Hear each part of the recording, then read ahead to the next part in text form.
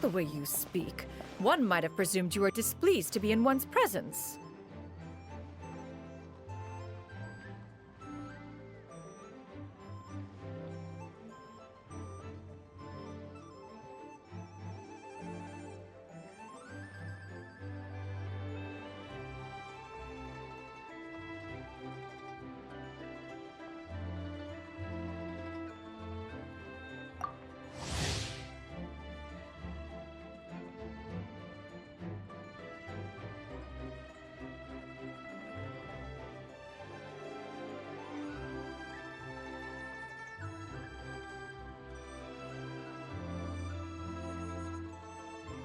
Take note, Paimon.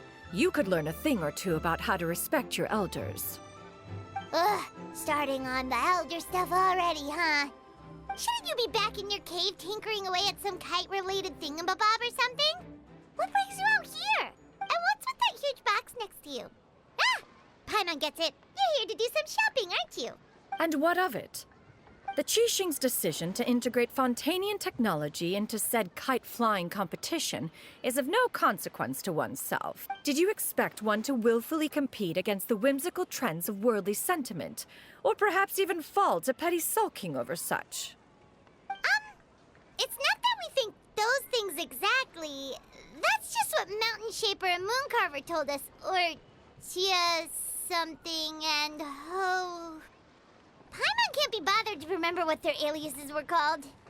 Anyway, they went to Liyue Harbor to look for you. They even asked us to pass along their regards if we ran into you.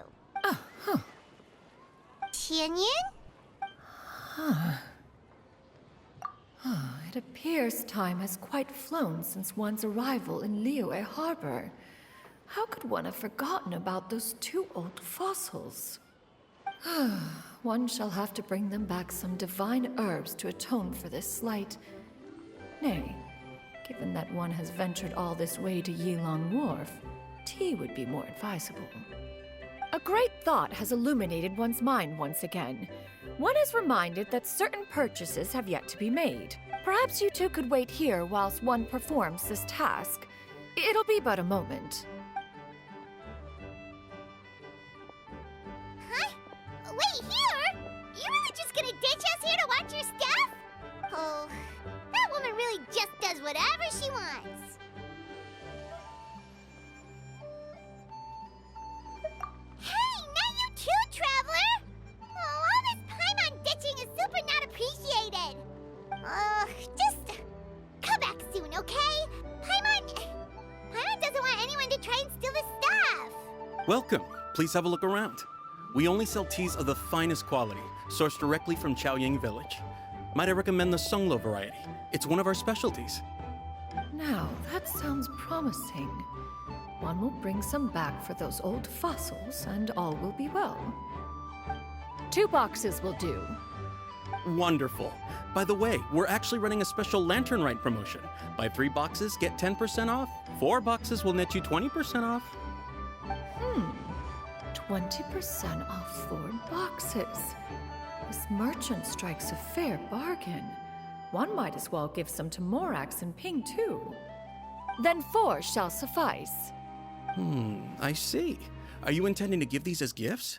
If so, perhaps I can interest you in these exquisite gift sets. Buy 10, get half off. Look at the magnificent design, and the red ribbon gives quite the festive flair, don't you think? Such a gift would be sure to impress any lucky friend or family member. 10 boxes. Seems rather excessive. But if one... 10, a nice round number, don't you think? Of course you do. I'll even shave a little extra off the price for you. That is agreeable. One will... I will have these boxed up then. Of course, right away.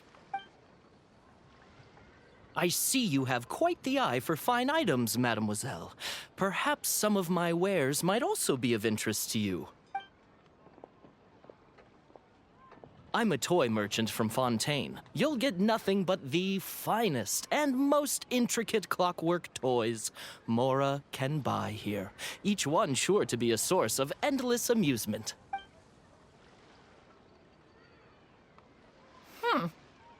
Perhaps you could enlighten me then.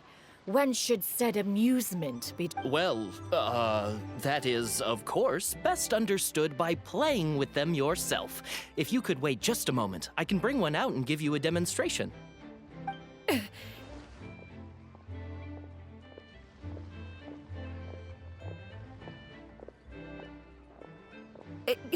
There is no need for that. Mademoiselle. Give me your newest and finest model, and be sure to package it securely. Ah, of course. Here you go. The instruction manual is... I can do without, thank you. Many watchful eyes surround this place. If one were to be spotted purchasing a mechanical toy such as this, a child's plaything no less, it would only invite scandal. There is no harm in bringing it back to study in secret.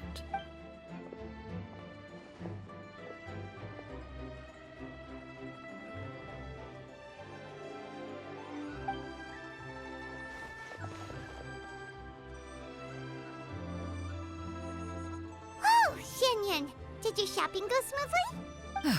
Naturally. One may not delight in social interactions, but that does not mean one lacks said faculties.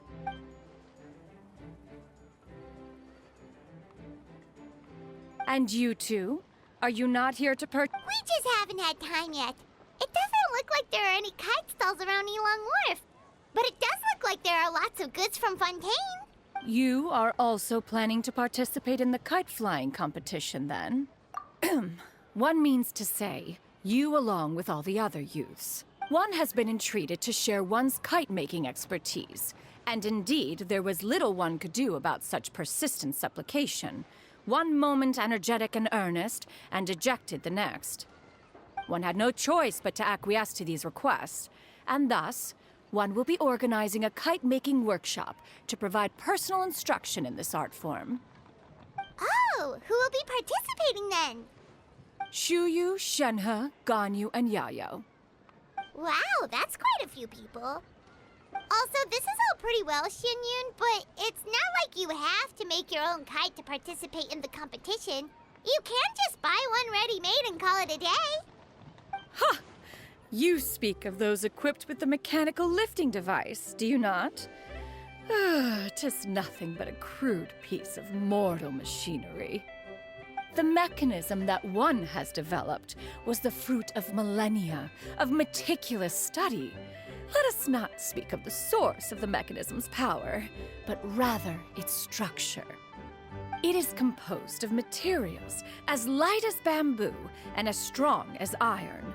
This composition grants it the lightness of weight to ascend into the sky and the durability to follow the wind for many a mile.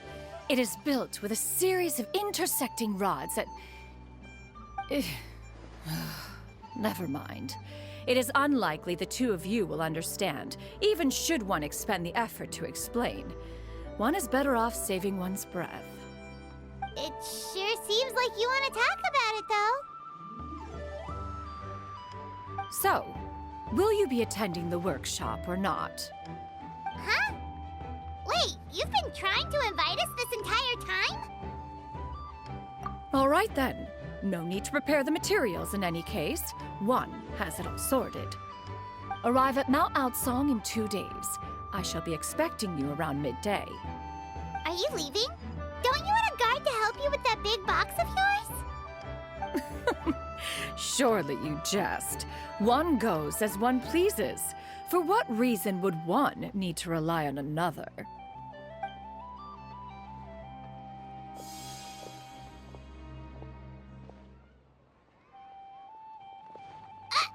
It can float? What kind of invention is that? One calls it the floating toting device. Huh. She seems pretty proud of that one. Look at her walk down the street. She seems so confident. But everyone around her is looking at her all funny. Paimon wonders...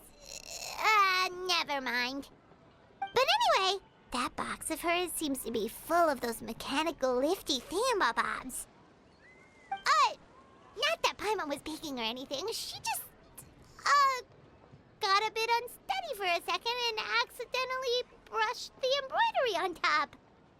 And wouldn't you know it, all the stuff inside almost came bursting out. Paimon even went out of her way to keep it all together. All Paimon say is that Xianyun sure does try hard to save face. What did she call it again? A crude piece of mortal machinery? Paimon bets she just can't wait to take it apart and see how it's made. Totally. We should probably act like we didn't see anything, though. You know, in consideration of her feelings and all.